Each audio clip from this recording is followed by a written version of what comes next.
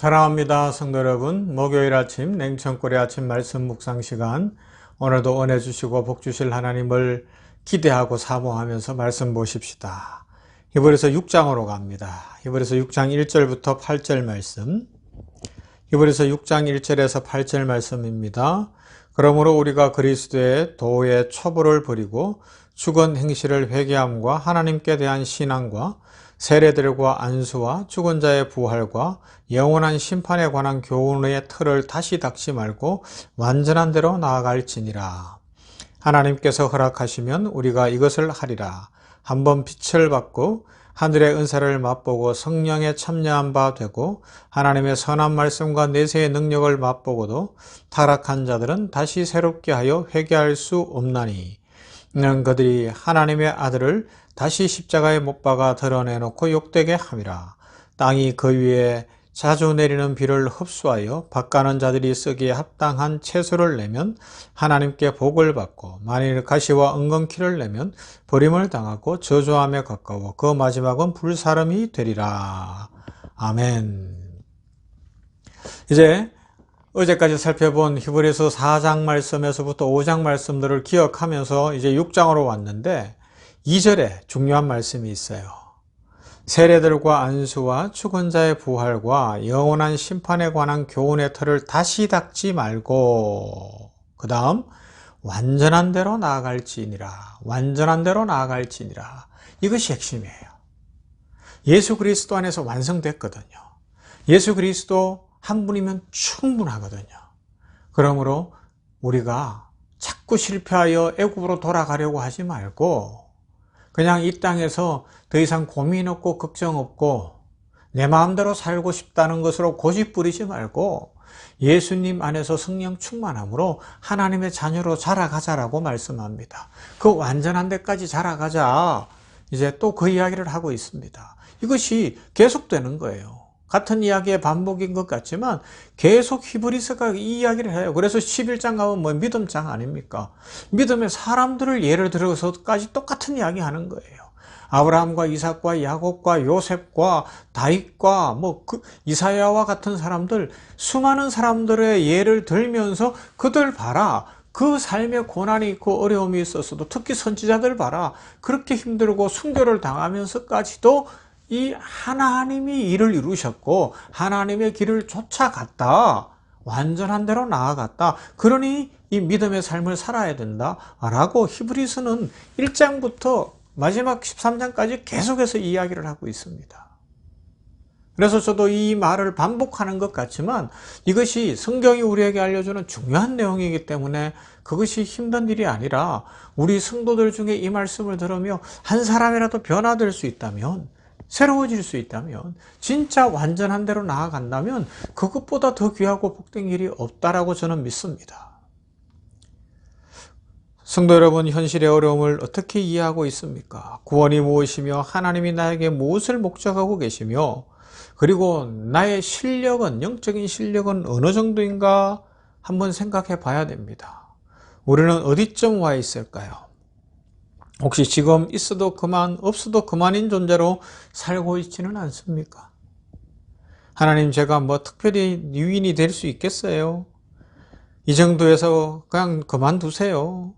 그냥 나의 자존심도 지키고 인생 살면서 비명 지를 일이나 없게 해주시고 눈물 흘릴 일 없도록만 그냥 지켜봐 주세요. 그렇게 기도하고 살고 있지는 않습니까?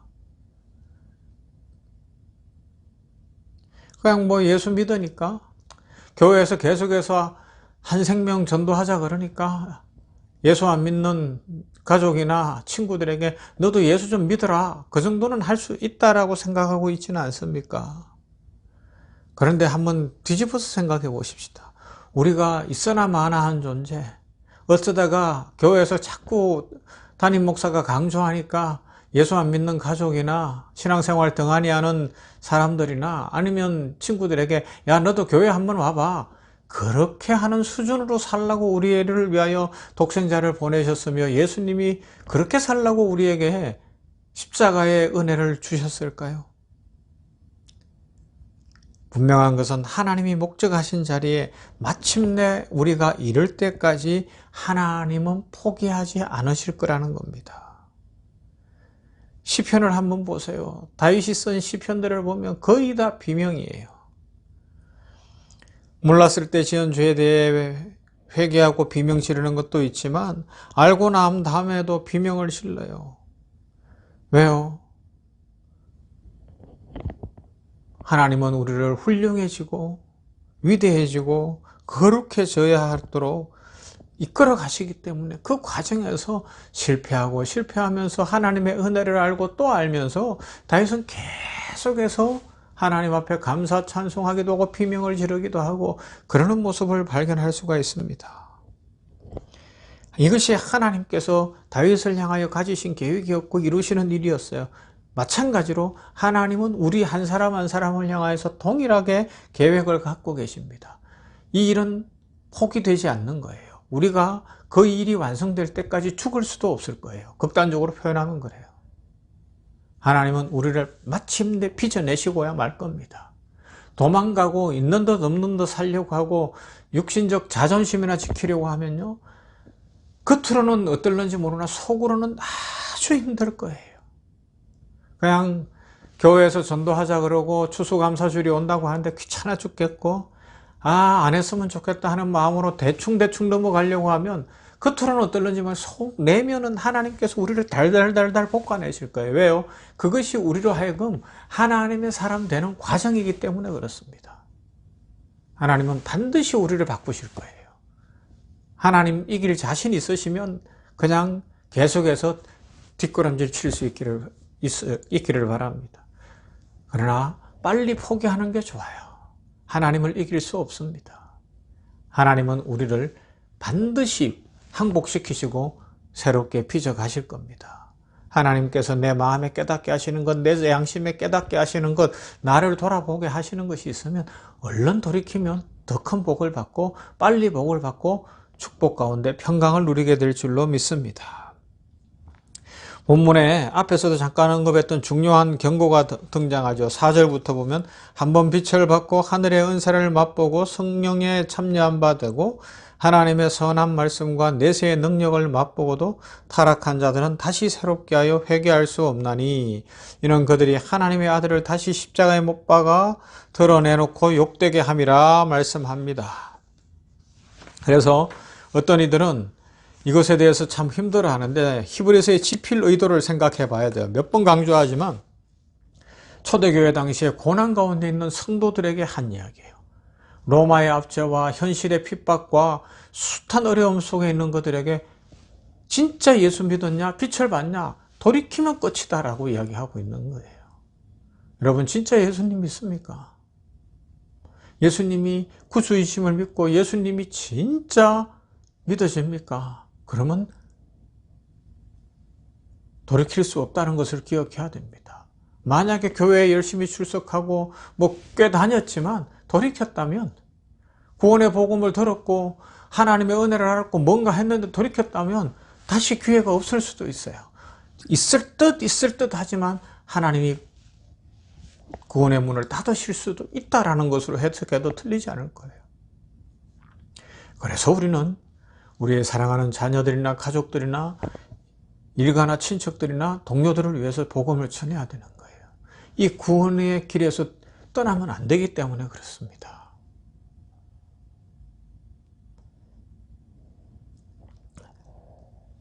히브리서를 이해하는 첫 단계는 예수를 믿는다라는 고백과 예수로 말미암은 구원에 담긴 의미를 깨닫는 일이에요. 예수님은 천사와 구별되고 성경에 나타난 위대한 인물과도 차원이 다른 하나님의 아들이신 하나님이십니다. 그래서 예수님으로 말미암은 구원이란 하나님 당신이 직접 와서 친히 행하신 구원입니다. 이 구원은 특별한 사람들을 위한 것이 아니라 아브라함의 후손인 모두를 위한 것이죠. 그래서 순종해야 합니다. 그렇지 못하면 4절 이후 6절까지 나오는 이 경고의 말씀이 주어져 있다는 것을 기억해야 합니다. 예수로 말미암은 구원의 목적에 대해서 히브리서는 앞에서도 살펴봤지만 시편 8편을 인용해요. 사람이 무엇이고 한데 주께서 저를 생각하시며 인자가 무엇이기에 주께서 저를 돌보시나이까. 저를 하나님보다 조금 못하게 하시고 영화와 존귀로 관을 씌우셨나이다. 그런데 욥기서에 가면 동일한 은혜를 입었는데 또 다른 고백을 하는 것처럼 보이는 내용이 있어요. 사람이 무엇이기에 주께서 그를 크게 만드사 그에게 마음을 두시고 아침마다 권징하시며 순간마다 단련하시나이까. 주께서 내게서 눈을 돌이키지 아니하시며 내가 침을 삼킬 동안도 나를 놓지 아니하시기를 어느 때까지 하시리이까. 신앙이 바로 이거예요. 사람이 무엇이기에 주께서 저를 생각하시며 인자가 무엇이기에 주께서 그를 돌보시나이까. 그런데 그를 어떻게 한다고요? 침 삼킬 동안도 하나님은 잊지 않으시고 지켜보고 계시고 이끌어 가시고 변화시키시고 계속해서 작업하고 계시다는 거예요. 일하고 계시다는 겁니다.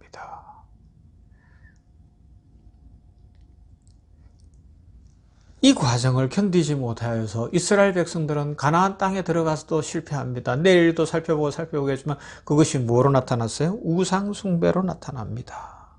하나님은 우리를 하나님의 완전하심과 같이 완전한 대로 데려가기를 원하시고 완전으로 나아가라고 말씀하십니다.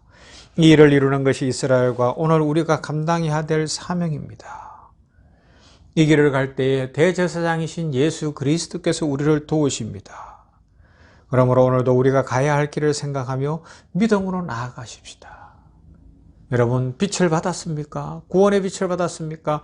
여기서 포기하면 다시 기회가 없을 수 있다고 성경은 말씀합니다.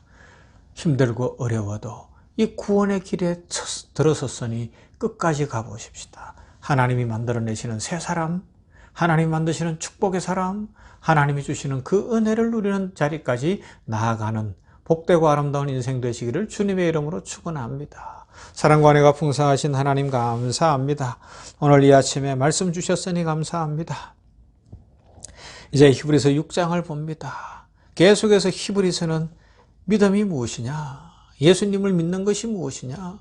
하나님께서 우리를 대제사장이신 예수 그리스도 안에서 이끌어 가시는 목적지가 무엇이며 우리를 통하여 무엇을 하기를 원하시며 우리에게 왜 구원을 주셨는가 하는 내용을 이야기하는 것을 깊이 새기게 하여 주시옵소서. 한번 빛을 받은 자가 다시 돌이켜 떠나가면 다시는 돌이킬 수 있는 기회가 없다는 말씀을 무겁게 받아들이고 아버지 하나님이여 우리가 한 생명 전도를 하되 혹시라도 신앙생활 하다가 낙심하고 타락한 사람들이 있다면 하나님 앞에 귀의 문을 닫지 않도록 기도하며 전도하게 하여 주시옵소서.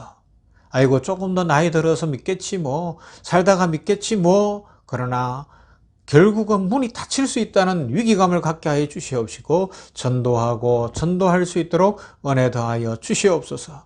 우리 병원교회도 세례까지 받고도 신앙생활 제대로 못하는 사람들이 여럿 있는데 그들이 진정 회개하고 구원의 길에 온전히 들어서게 하여 주시옵시고 빛을 봤으나 결국은 떠나가는 문이 닫히는 인생 되지 않도록 주여 긍휼히 여겨주시며 이번 추수감사주일 총전도주일이 아버지 하나님이여 그런 회복이 있고 축복이 있는 날 되게 하여 주시옵소서. 여호와 우리 주여 주의 이름이 온 땅에 어찌 그리 아름다운지요 사람이 무엇이기에 주께서 저를 생각하시며 인자가 무엇이기에 주께서 돌보시나이까. 내게서 눈을 돌이키지 아니하시며 내가 침을 삼킬 동안도 나를 놓아두지 아니하시기를 어느 때까지 하시리이까.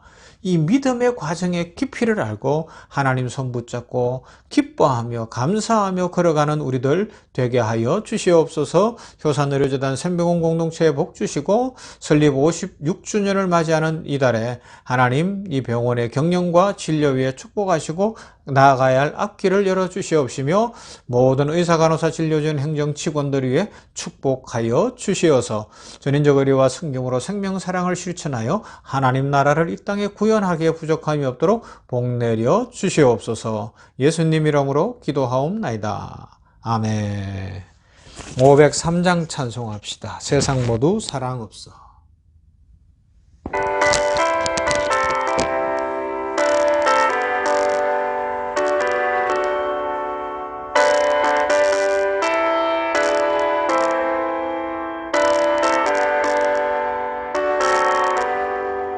사랑